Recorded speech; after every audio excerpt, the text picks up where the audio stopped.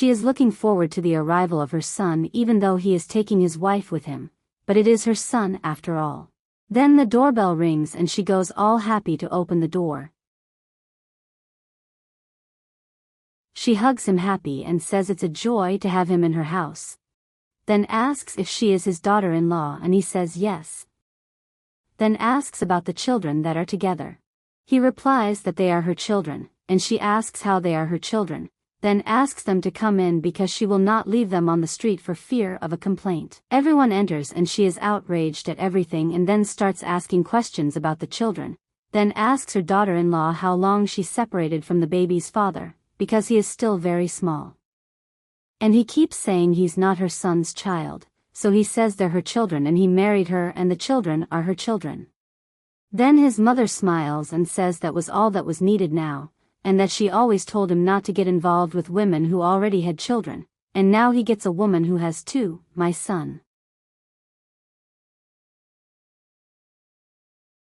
Then he says that he asked to stay there with her because her situation is really not easy, but that if it is to humiliate them they will leave again. Then she apologizes and says that she was not prepared to be a grandmother and still a grandmother of two, that she is very young and that she had him very young and that he is now a grandfather of two in the prime of his third age. The daughter-in-law says that she doesn't want to bother either him or the children and that if she needs it she will always be ready to help her with whatever she needs.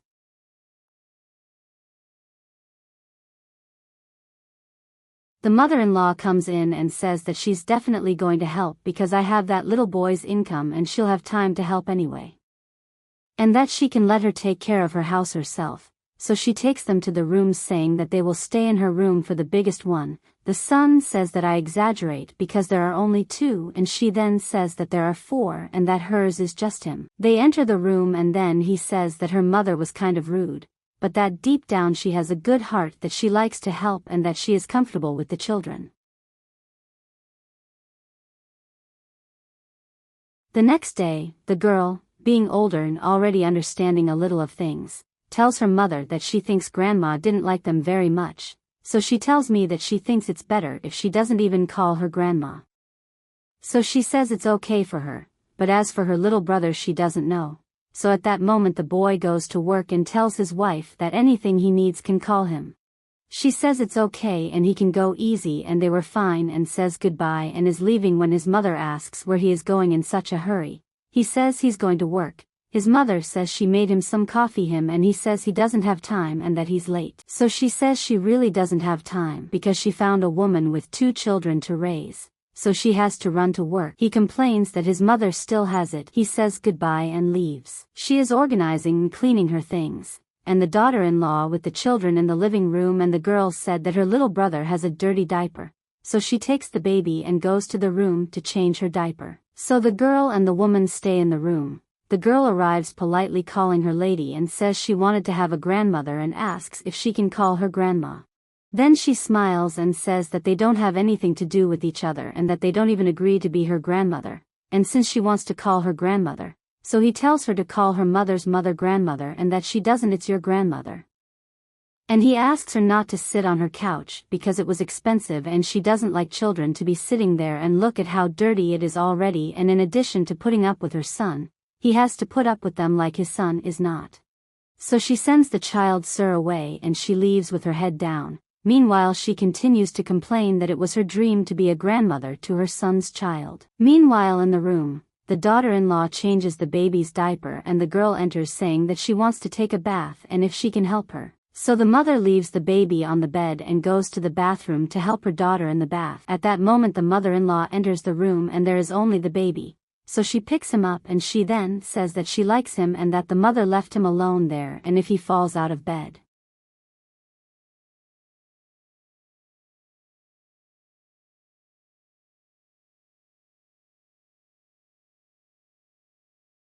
Then the baby touches her shoulder and she caresses him saying he's nice. But at the same time she says she doesn't want to be a grandmother and wonders what's going on with her.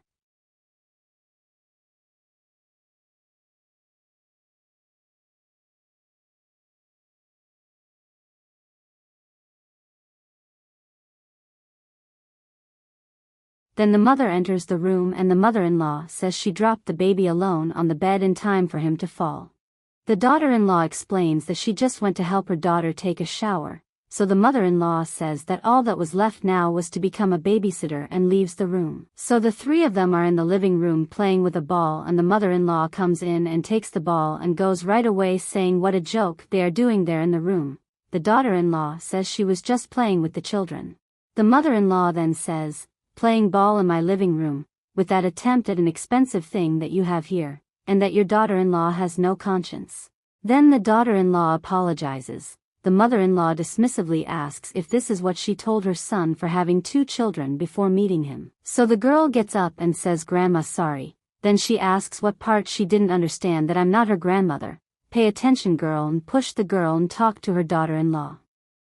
"And you're lucky I didn't put you on the street, just because my son fell in love with you. And I know what you do for having 2 kids, and I'll tell you a little inside the room because I don't want to see you here around my house."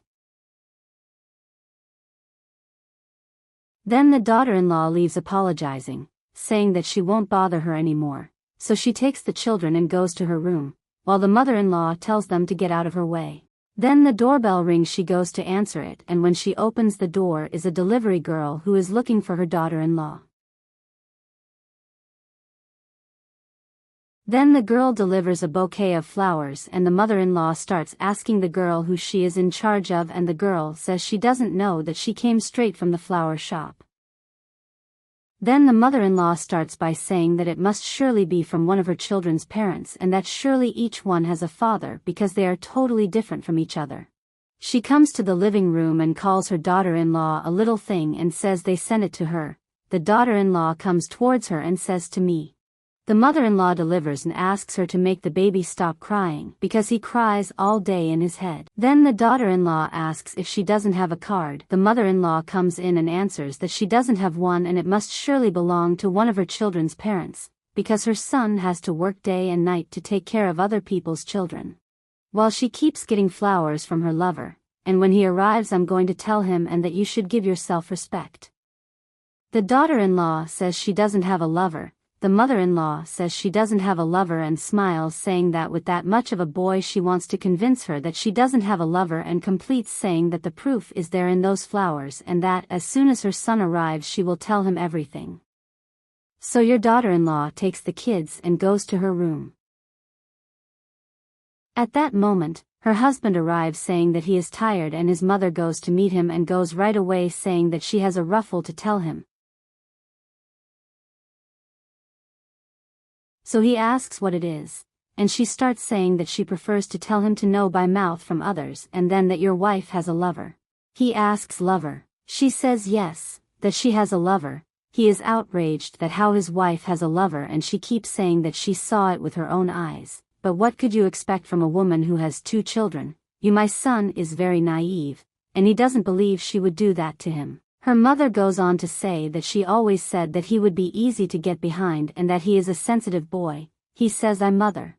She goes on to say that by now he must have his head crooked. He asks if the mistress is sure of what she is saying, and she confirms that she is and that she received flowers from her lover today. So they say, "Flowers? What flowers?" She keeps saying that of the lover. So he says, "For God's sake, mommy." She says she knew he was always late, but it's just that point and she got flowers from her lover, or he thinks friend was going to send flowers. So he asks his mother to pay attention, because it's his wedding anniversary and he's the one who sent the flowers.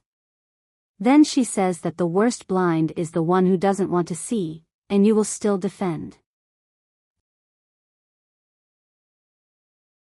So she tells him to go take a shower and rest and stay there with his wife and children, because I am the abandoned mother who is never right about anything.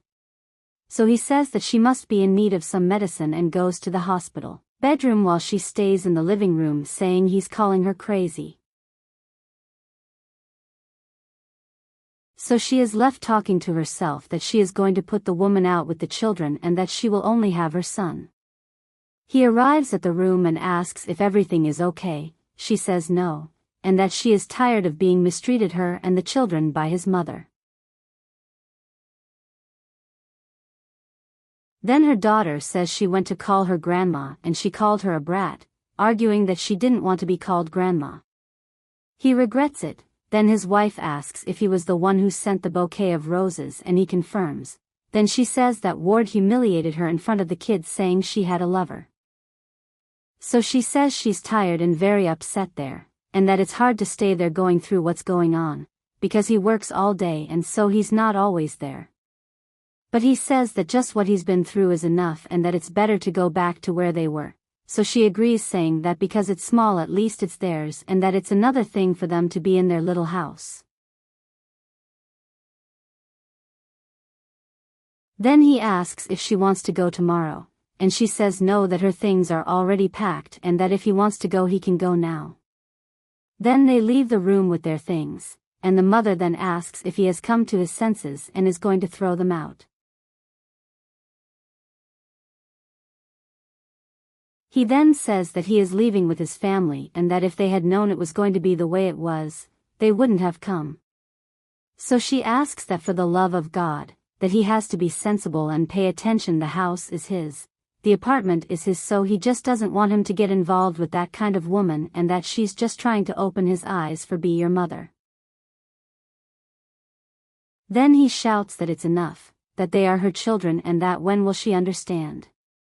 So she says they are not her children, because the child is ours when she goes there and does it, and not when she takes the woman with the children ready. So, tired of everything, he decides to open the game and tells his mother that he is sterile. She is satisfied now. They are not our legitimate children. We adopted them because I can't have children and she is my companion, and agreed to do it that way to have a more complete family, and we thought that with you we would complete our family even more.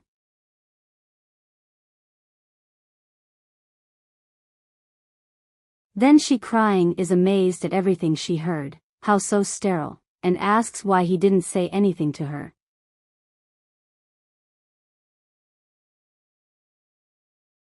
So he says that this is the kind of thing that he doesn't have to ask anyone for opinion. She goes on to say that he should have told her, and that if she had known she would never have treated her grandchildren like that. Then his daughter-in-law said they just wanted her to like them no matter what. So he asks if she's satisfied and why she has to be like this. Now we're leaving, we can't take it anymore. At that moment she says no, that they are not leaving and that the house is theirs. So she approaches, takes the baby and asks forgiveness for her son and daughter-in-law, and tells the girl that she can call her grandma, and hugs the kids and asks for forgiveness.